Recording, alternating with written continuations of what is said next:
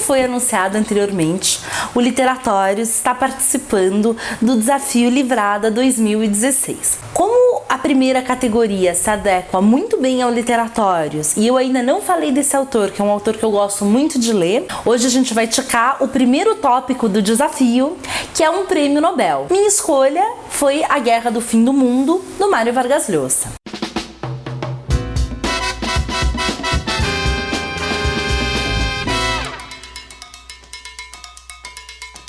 É muito triste quando um escritor tão bom dá algumas declarações um pouco babacas e que nos deixam incomodados, declarações públicas. Quanto mais leitores iniciados somos, mais sabemos que a gente tem que conseguir abrir uma distância entre o escritor e a pessoa. Já li muita coisa dele. Aí o Guerra do Fim do Mundo ficava lá na estante, porque ele conta uma história passada em Canudos, né? E eu resolvi guardar para um momento propício. Chegou o momento junto com o desafio, então, sem mais delongas, vamos lá.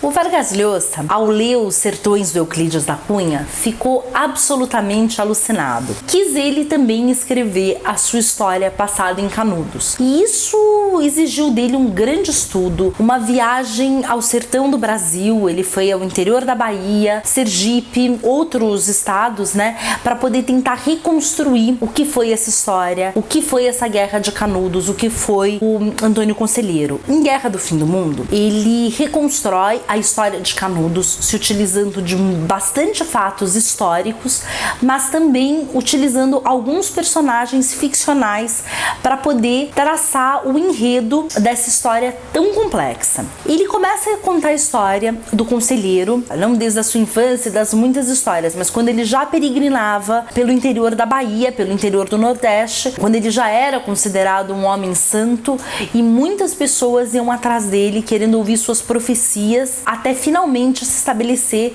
em Canudos. É um pedaço de uma fazenda de um barão que é invadida por eles e eles conseguem estabelecer essa comunidade, vamos dizer assim, onde a figura maior é a do conselheiro. Ele tem horror à república que se instaurou no Brasil porque ela se distancia cada vez mais da igreja. A questão da moeda é escorraçada por ele, ele não aceita essa moeda da república, ele acha que o que seria válido seria o escambo ou a moeda da época da monarquia. E ele também acredita que o censo é uma maneira de fazer a escravidão voltar. Começa a angariar muitos fiéis. Em determinado momento, muita gente vai para esse interior da Bahia, vai para Canudos para poder ter essa salvação, porque ele prega que quem estiver lá, apesar dos muitos ataques que vai sofrer por parte da república, essas pessoas vão ser salvas. Essas pessoas que o seguem, elas saem da extrema pobreza, da seca, da fome, alguns também do crime. Ele regenera algumas pessoas que saíram do crime. Na outra ponta, existe um escocês anarquista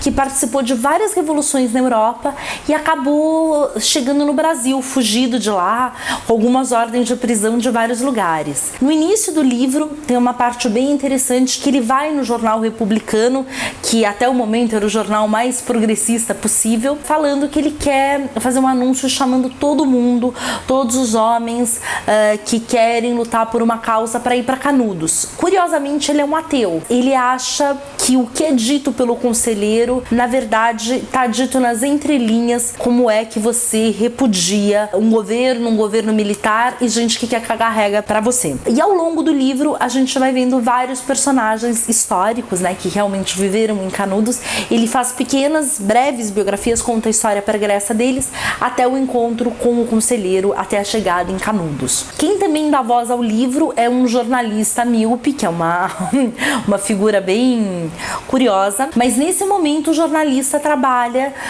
no jornal republicano e ele acaba por cobrir a Guerra de Canudos e dar voz a essa história. Ele é um livro de 600 páginas com personagens muito cativantes, no melhor estilo do Mário Vargas Llosa, que vai dosando um pouco de humanidade para cada um dos seus personagens. Ele tem essa técnica de escrita que ele utiliza em todas as suas obras. Ele faz isso de humanizar bastante, principalmente os personagens históricos. Então, às vezes, até aquela pessoa mais odiosa, ele dá uma cor mais interessante, ele deixa a pessoa humana. E foi uma leitura leitura muito prazerosa. No meu caso, eu tô muito feliz em ter ticado esse primeiro tópico do Desafio Livrada. Os amantes da justiça são convocados para um ato público de solidariedade aos idealistas de Canudos e todos os rebeldes do mundo, na Praça da Liberdade, dia 4 de outubro, às 6 da tarde. Lê devagar. Pode-se saber quem convoca este comício? Por enquanto eu, responde o homem sem vacilar. Mas se o jornal de notícias quiser apoiar, wonderful. O senhor sabe o que aquela gente faz lá em Canudos? Murmura Epaminondas Gonçalves, batendo na mesa. Ocupam terras alheias e vivem em promiscuidade como animais. Duas coisas dignas de admiração, opina o homem de escuro. Por isso, decidi gastar meu dinheiro com este anúncio.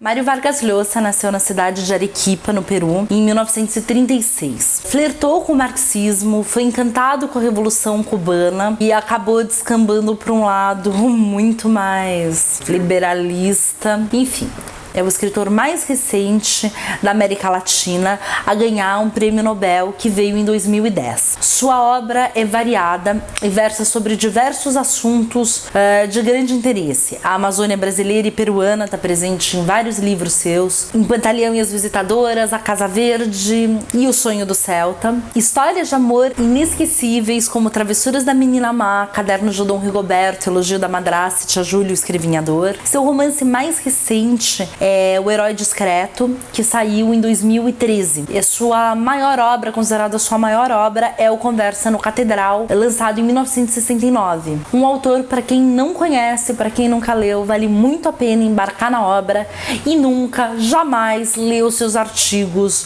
políticos, econômicos e sociais, porque vocês vão pegar bode do autor. E bode por bode a gente fica com a festa do bode.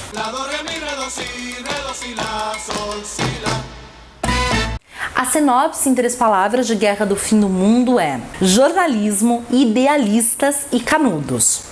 Foi um prazer, boa leitura e até o próximo Literatórios. E, antes que eu me esqueça, essa semana a gente colocou no ar a 4ª edição do Literatórios Eu Quero, que é o nosso sorteio. A cada final de temporada, a gente realiza um sorteio dos 10 últimos livros resenhados em vídeo, através do Facebook. Quem quiser participar, é bem bacana. Todas as instruções e explicação direitinho tá na página do facebook.com/literatórios. É só entrar lá, dar uma olhada e também ver a nossa página, porque ela é legal e agora tá acontecendo coisas novas também. E boa sorte no sorteio para quem for participar. Até a próxima. Tchau, tchau.